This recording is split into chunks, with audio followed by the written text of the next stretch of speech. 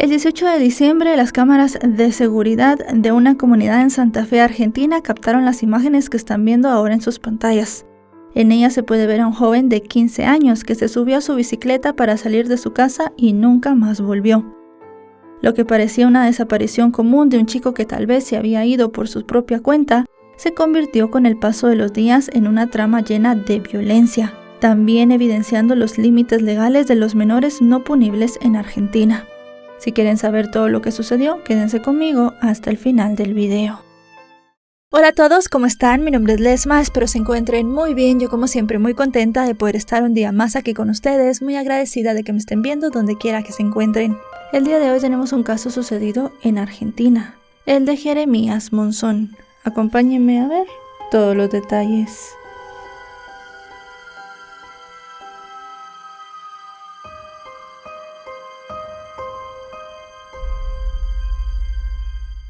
Y antes de comenzar con este video, quiero compartirles que tengo un proyecto muy especial y muy importante para mí y para todos ustedes.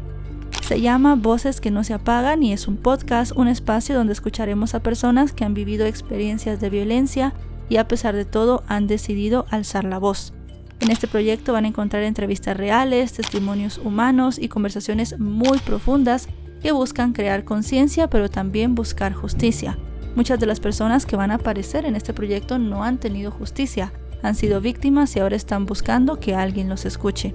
Les voy a dejar el enlace en la descripción de este video y también en un mensaje fijado para que puedan ir y apoyar a toda la gente que ha decidido alzar la voz. Jeremías Monzón nació alrededor del año 2010 en la ciudad de Santo Tomé, ubicada en la provincia argentina de Santa Fe, y era hijo de una mujer llamada Romina Monzón. Jeremías creció en esa misma localidad en un barrio tranquilo y una vida sin dimensiones extremas. Su entorno más cercano incluía a su abuela y a sus tías maternas, con quienes mantenía una relación muy estrecha. Así, para 2025, a sus 15 años, Jeremías era un chico como cualquier otro. Se movía en su bicicleta, iba a estudiar, tenía amigos y su vida transcurría en lo cotidiano. Para ese momento también él no vivía con su madre, sino en casa de sus tías y su abuela. Ellas siempre estaban al tanto de sus horarios, de sus rutinas y él siempre pedía permiso para salir. Al final Jeremías era un chico que daba muy pocos problemas en casa. Que sabíamos la hora que él se levantaba, la hora que se acostaba, qué es lo que hacía, todo. Y él cuando salía me pedía permiso, a mí o a su madrina, a su tía. También, como muchos jóvenes de su generación, utilizaba de manera habitual las redes sociales. Y fue a través de esas mismas redes que conoció a una chica más o menos de su edad, llamada Milagros Belén Altamirano. Esta joven le contó a Jeremías que ella vivía en la calle junto con su madre, situación que él le contó a una de sus tías. Estaba bastante preocupado, porque supuestamente la chica y su madre vivían al lado de un estadio de fútbol. Así que, preocupado por la situación y con la intención de ayudar a quien consideraba su nueva amiga, Jeremías recurrió a una tía en busca de la solución. Ella de inmediato le compartió información sobre viviendas destinadas a personas que atravesaban este tipo de situaciones, y él le pasó toda la información a Milagros.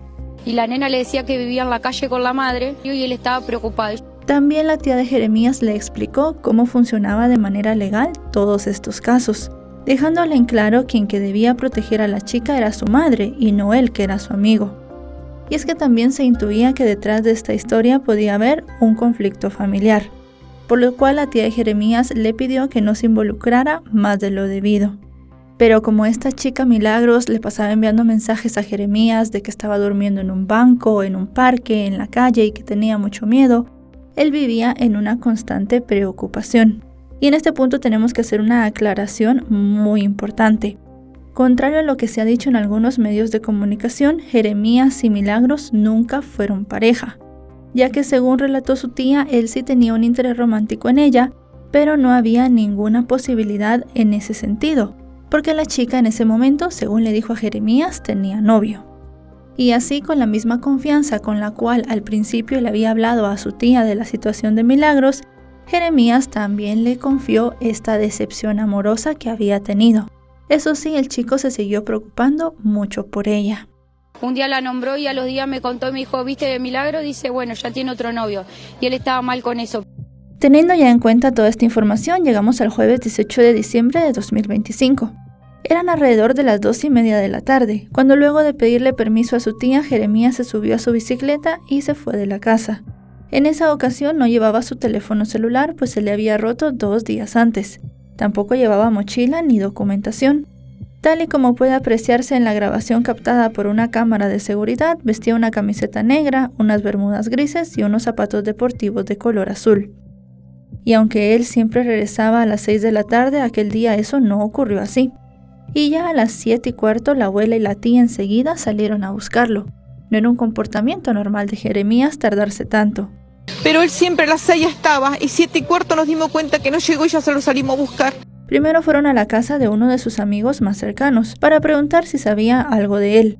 Sin embargo, la respuesta fue negativa. Fue entonces cuando se enteraron de que Jeremías esa tarde iba a encontrarse con Milagros. Inmediatamente contactaron a la joven y ella confirmó que en efecto se habían visto más o menos a las 3 de la tarde. Pero después de ese encuentro ella dijo que Jeremías había decidido irse a otra zona de la ciudad y había sido la última vez que lo había visto. Desde ese momento su paradero se volvió un misterio y comenzó toda la investigación. Los familiares ya desesperados solicitaron la intervención de la policía. Los agentes tomaron la denuncia de desaparición y comenzaron a buscarlo. Con el avance de las primeras averiguaciones, la investigación logró reconstruir uno de los últimos momentos de Jeremías. Un registro lo ubicaba en las inmediaciones de una avenida cercana al estadio de fútbol. Desde ese punto se desplegó una búsqueda intensa, de la cual participaron familiares, amigos, fuerzas de seguridad e incluso los bomberos. Además, se hizo un pedido de ayuda público en las redes sociales.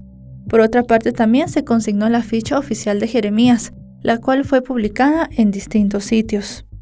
Pero pese a los esfuerzos publicados, las horas fueron pasando, sin que hubiera rastros concretos del joven. En ese contexto y en medio de las versiones contradictorias sobre dónde podía estar, el domingo 21 de diciembre, la tía de Jeremías precisó que algunos jóvenes habían asegurado haberlo visto cerca de las 4 de la tarde del día que desapareció en un espacio cultural de la ciudad. Este dato permitió descartar otros avistamientos que habían comenzado a circular en distintos puntos de la ciudad. Asimismo, la familia también informó que estaban intentando acceder a las cámaras de seguridad de un puente que conectaba 2 ciudades. La tía solicitó además la colaboración de los vecinos para que reportaran también sus cámaras de seguridad y se pudiera reconstruir el recorrido de Jeremías. Por último, también se confirmó que para ese momento la bicicleta en la que Jeremías había salido de la casa aún no había sido encontrada. En paralelo, la policía continuó con los rastrillajes en distintos puntos y en distintas zonas de la localidad donde vivía el chico. Y si bien en los primeros momentos la familia había decidido hacer distintas manifestaciones, un día antes de que éstas se realizaran, pidieron que no se hicieran. Esto para que toda la gente, en lugar de estar manifestando, se concentrara en la búsqueda del chico. Y en ese contexto apareció una pista clave, un registro de una cámara de seguridad en la cual se veía a Jeremías caminando junto a una chica. Todo indicaba que se trataba de Milagros. Y mientras todo esto sucedía, las cosas se complicaron aún más, cuando la abuela de Milagros dijo que su nieta también estaba desaparecida. Al final parecía que el caso iba a ser más complejo de lo que se estaba pensando, pero hubo un hecho que terminó de cambiar el rumbo de la historia. Cuando la mañana del lunes 22 de diciembre, unos vecinos alertaron a los servicios de emergencia de un olor nauseabundo que se expandía por una zona. El foco de la denuncia fue un predio perteneciente a una antigua fábrica abandonada, la cual estaba frente a una cancha de fútbol. Cuando los efectivos y los agentes de policía llegaron al lugar, se toparon con una escena desgarradora. Los restos sin vida de un joven, los cuales estaban entre los pastizales cubiertos de cartones. Debido al tiempo transcurrido y la brutalidad del ataque, la identidad era imposible de determinar a primera vista. Sin embargo, ya la hipótesis era clara, podría tratarse de Jeremías.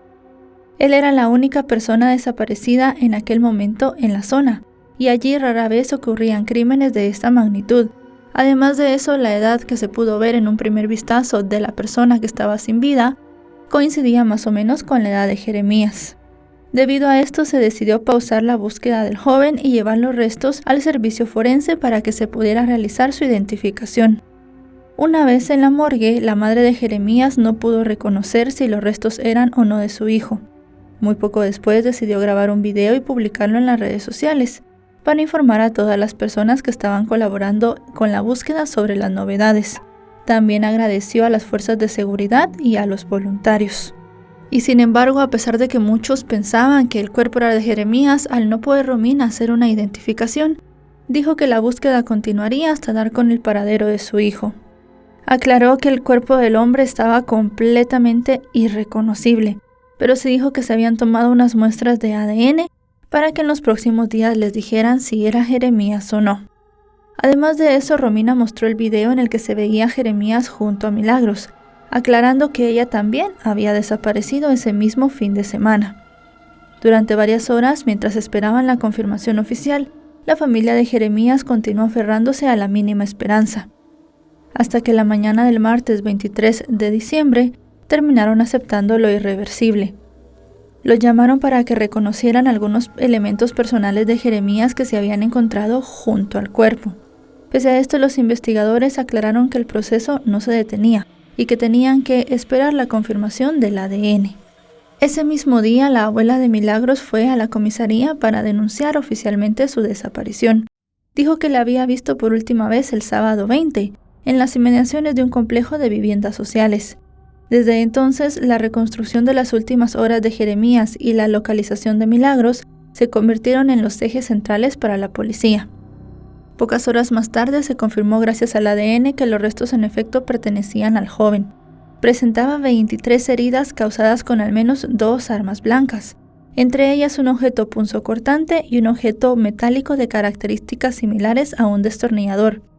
Además, otro dato estremecedor llamó la atención de las autoridades. Sobre una losa de desagües cercana al cuerpo, alguien había escrito en blanco el nombre de Jeremías junto a la fecha que había sido visto por última vez. La suma de estos elementos reforzó la hipótesis de un ataque de extrema violencia cometido por al menos 2 personas. Y aquí las autoridades comenzaron a perfilar quiénes podrían haber sido. Todo el material probatorio fue concentrado en el despacho del fiscal y se comenzaron a revelar datos clave. Mientras todo esto pasaba, el crimen salió a relucir en los medios y se provocó una profunda conmoción social. ¿Por qué le habían quitado la vida a Jeremías y por qué lo habían hecho con esa violencia? Y mientras todo el mundo se hacía estas preguntas, sucedió algo que le dio otro vuelco al caso. El mismo día que se reconocieron los restos de Jeremías, Milagros reapareció. Se encontraba en buen estado de salud y se presentó junto a su madre en un espacio destinado a personas en situación de vulnerabilidad. Posteriormente se confirmó que ella sería entrevistada, tanto para evaluar su estado de salud mental como para recabar información sobre el caso de Jeremías. Al tratarse de una menor, se aclaró que se daría intervención en las áreas de derechos humanos y con la Secretaría de la Niñez y la Mujer. A partir de ese momento, la investigación comenzó a arrojar las primeras respuestas, y las redes sociales pasaron a ocupar un lugar muy importante dentro de la trama. Las hipótesis iniciales apuntaron a un crimen premeditado y a la posibilidad de que Jeremías había sido citado bajo engaños hasta un lugar donde le habían quitado la vida. Con estas sospechas sobre la mesa, la policía comenzó a analizar las distintas cámaras de seguridad, entre ellas las que ya se habían mostrado públicamente. Al final llegaron a una conclusión clave. Milagros era la última persona que había estado con Jeremías antes de que le quitaran la vida. Así las cosas, durante la noche del 26 de diciembre y después de una serie de allanamientos realizados en distintos puntos de la provincia, las autoridades detuvieron a Milagros y a otros 2 menores de 14 y 15 años.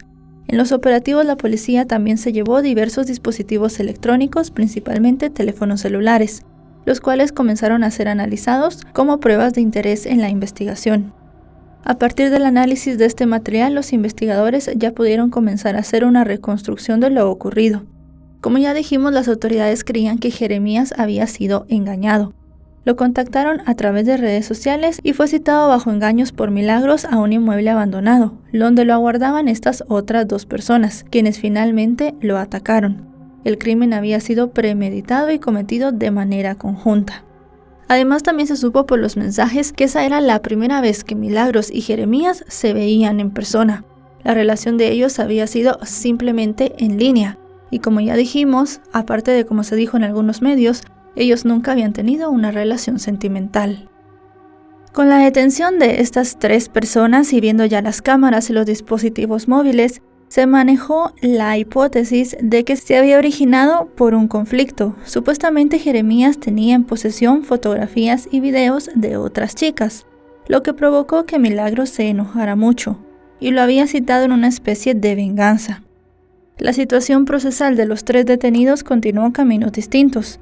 Los 2 chicos de 14 y 15 años fueron finalmente sobreseídos, debido a que por su edad no podían ser penalmente responsables según la legislación argentina. En consecuencia, ambos regresaron a la tutela de sus familias. Por la misma razón, también la justicia tampoco hizo públicos sus nombres. La mamá de Jeremías, que estuvo presente en todas las audiencias, relató ante las cámaras de televisión que le produjo un gran impacto verlos cara a cara. Según contó, lo que más le indignó había sido la actitud de estos chicos, quienes estaban riéndose durante todo el proceso. Y cuando se dijo que ambos iban a regresar a sus casas, la madre de Jeremías sintió una gran rabia difícil de contener. Por otra parte, una de las tías del chico aportó también otro dato a los medios de comunicación. Según afirmó, uno de los adolescentes era el novio de Milagros y dijo que su nombre era Laureano. Laureano es el primer procesado, es uno de los asesinos de Jeremías. En cuanto a Milagros, la situación fue distinta, pues al tener 16 años ya se podía imputar, por lo cual le dieron el cargo de autor intelectual de homicidio calificado triplemente agravado. El juez también resolvió que siguiera detenida en un centro para menores bajo un régimen acorde a su edad y a las normativas vigentes. Por otra parte, Romina también señaló la responsabilidad de las familias de los adolescentes, a quienes acusó de haberlos encubierto y de ese modo de convertirse en partícipes del crimen. Señaló que si la situación hubiese sido a la inversa, por ejemplo que Jeremías hubiese sido quien le quitó la vida a otro chico, ella lo hubiese llevado ante las autoridades. Estas declaraciones tuvieron un fuerte impacto en el público y reavivaron un debate central, la edad de la imputabilidad penal, volviendo a poner en relieve las tensiones entre el reclamo social de justicia y el dolor de las víctimas. En ese contexto y a pesar del hermetismo de la Fiscalía sobre las pruebas, trascendió un dato muy escalofriante: la existencia de una filmación que registró el momento del crimen. El video fue dividido en 2 tramos y había sido filmado por uno de los autores.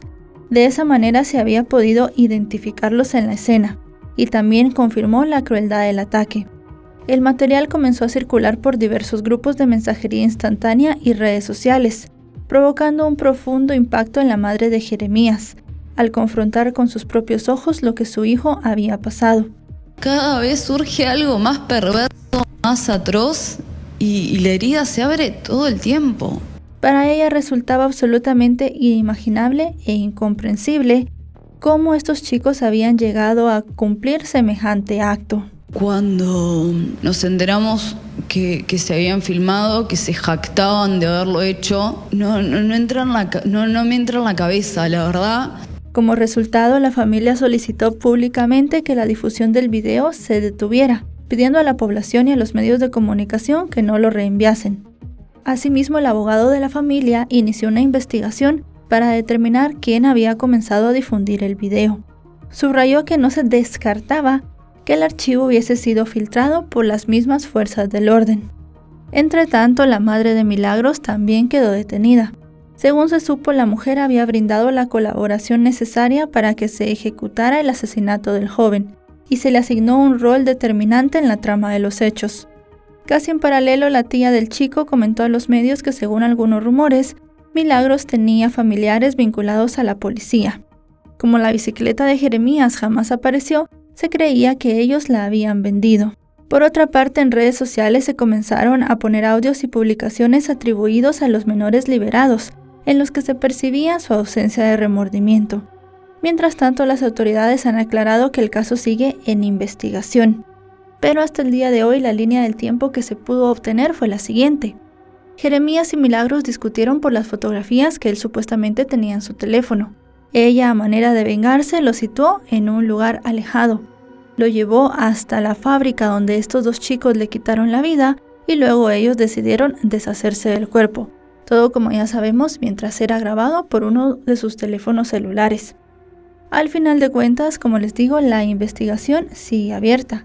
La causa está en pleno desarrollo y con medidas investigativas, porque seguramente Milagros sí que reciba una pena de prisión, Lo que no se sabe cuánto, ya que al final, aunque ya tiene 16 años y puede ser imputable, las penas para gente que no ha cumplido los 18 años no son las mismas que para los adultos. Quien sí podrá tener una pena un poco más larga es su madre, pero al final de cuentas solo es una partícipe necesaria. No se le imputó como alguien que había participado de manera directa en los hechos. Así que al final tendremos que estar siguiendo el caso para ver cómo termina. Y bueno, hasta aquí el video de hoy. Una historia muy triste, como todas las que traemos. Realmente bastante indignante lo que le pasó a Jeremías y como ya hemos tocado muchas veces en este canal, indignante la ley de los menores. Estas dos personas fueron capaces de quitarle la vida a un chico más o menos de su edad, con objetos punzocortantes, con un alicate. Realmente fue un crimen muy brutal y lleno de violencia. Luego de eso, simple y sencillamente abandonaron el cuerpo ahí, le pusieron unos cartones encima y se fueron. Siguieron con su vida como si nada hubiese pasado. Realmente pues es algo completamente desgarrador. Y si pensamos que si a los 14 y a los 15 años fueron capaces de hacer esto, no sabemos qué puedan hacer cuando sean mayores. Así que al final hay dos personas que son un peligro ya para la sociedad en libertad, que ya han demostrado que no sienten ningún resentimiento, que no se sienten mal por lo que hicieron y podemos intuir que van a volver a hacerlo en cuanto puedan. Si este video les ha parecido informativo, recuerden dejarle un me gusta, recuerden suscribirse si no lo están. Actualizo 3 o 4 veces por semana y si están suscritos les llegará una notificación cada vez que yo suba un video. Ahora sí, nos vemos hasta otro caso. Adiós.